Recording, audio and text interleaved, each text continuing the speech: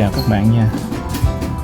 Xin chào mừng các bạn come back với lại cái channel của mình Nail Tech for Everyone. Hôm nay thì mình sẽ giới thiệu các bạn rất chi tiết về vấn đề làm cái gỗ bếp ombre với hai màu orange và cái màu hot pink. Thì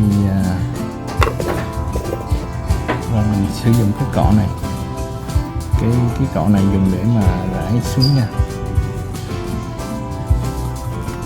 Thì khách người ta muốn cái you want more pink than orange, you want more pink than orange. Đây. Cho nên là mình rải cái orange nó nằm ở cái đầu móng, còn cái pink thì mình rải ở trong cuticle. Okay.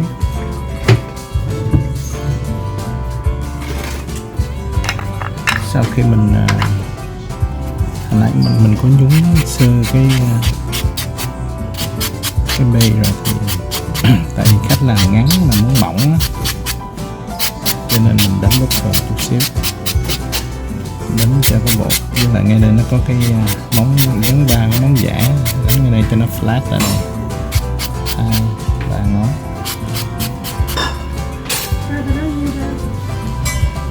Tay bạc cắt da.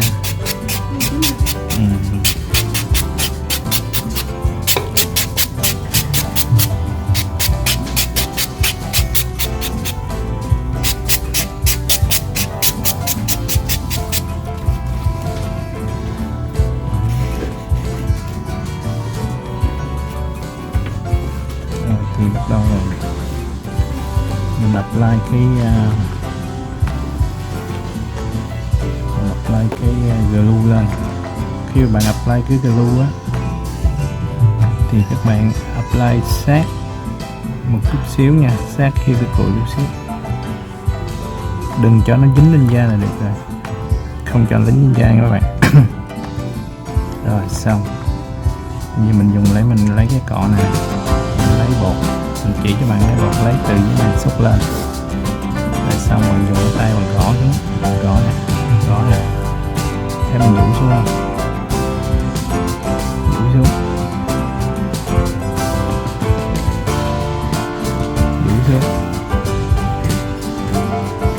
rồi là gạt gõ này, cái nút đầu mình gõ xong rồi mình gõ cái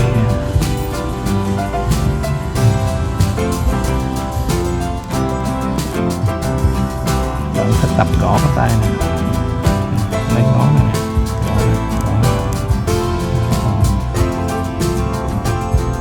làm trong ngón này, các bạn con ngón này nha.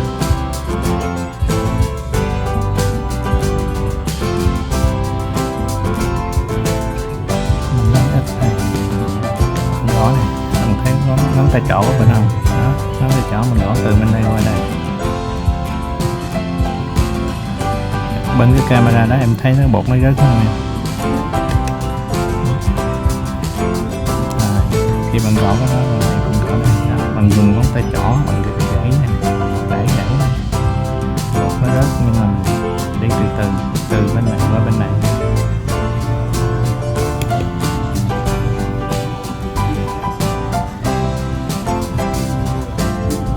Mình thực hiện khi mình gõ, mấy bạn gõ cái đèn tay, gõ hết sức đèn tay. Nếu mà bạn gõ mạnh quá thì nó rớt bột xuống, nó sẽ xuống một nhiều, nó không có ra cái ombre nha. Bạn gõ nhẹ lên, đó, bạn gõ nhẹ thấy không? Tại vì khách người ta muốn cái pink nó nhiều hơn cái orange, cho nên là mình làm cái orange trước, rồi mình gõ cái pink lên. Khi mình rải như thế này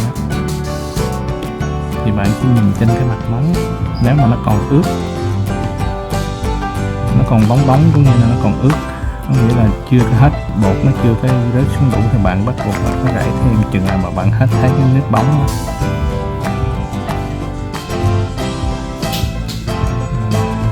Rải nhẹ, bạn thấy rớt xuống.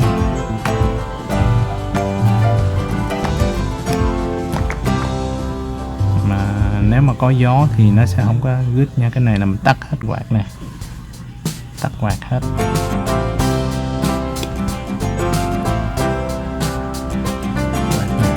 Chứ gió nó bay mình không có control được cái bột.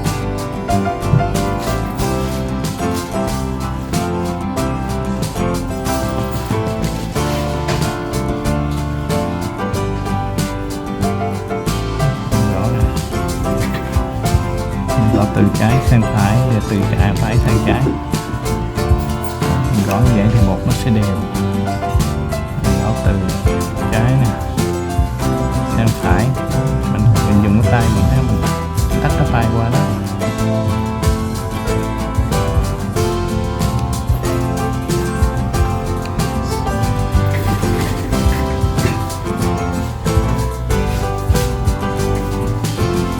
Sau khi mình rải nước thứ nhất rồi thì mình phủi đi. Mình sẽ làm phần thứ hai nha các bạn. Phần thứ hai thì nó cũng giống như vậy thôi, mình cứ lặp lại cho mấy bạn biết rằng đầu tiên nhất là mình apply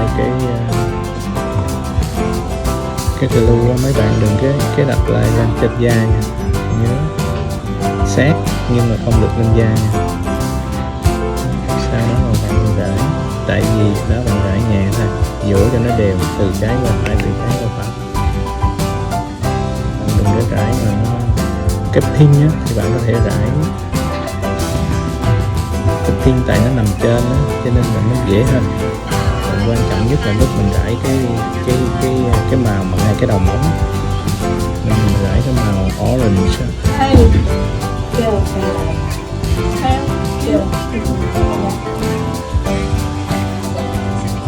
Here?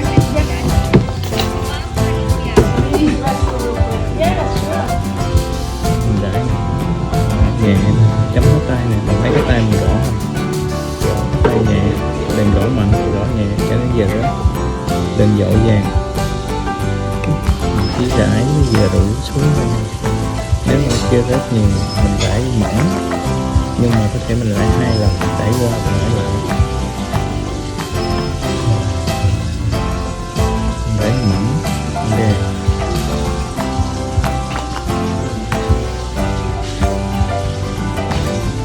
Làm cái ombre này á là nó bắt buộc bạn phải có một cái độ kiên nhẫn nha.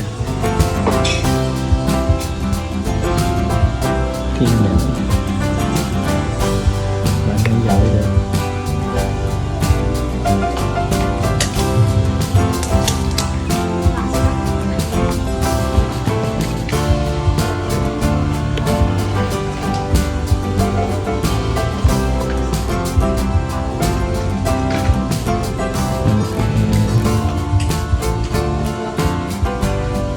Nhìn cái cách gõ cái ngón tay của mình nha, nhớ nhìn thấy cái gõ tay này, tay mình gõ này, thấy không? Gõ này, gõ này.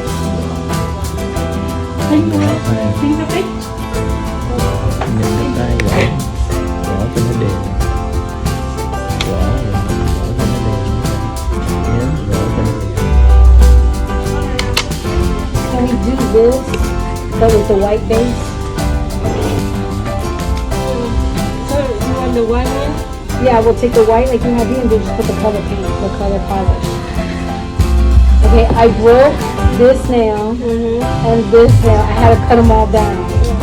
It was driving me crazy. And I wanted to see if we could take this one off. Did you see how it goes this way? Just put a tip. That's my normal nail. Bấm cho anh nghe điện thoại. Polish nail can help you? Baby, he's so good. Let me show you.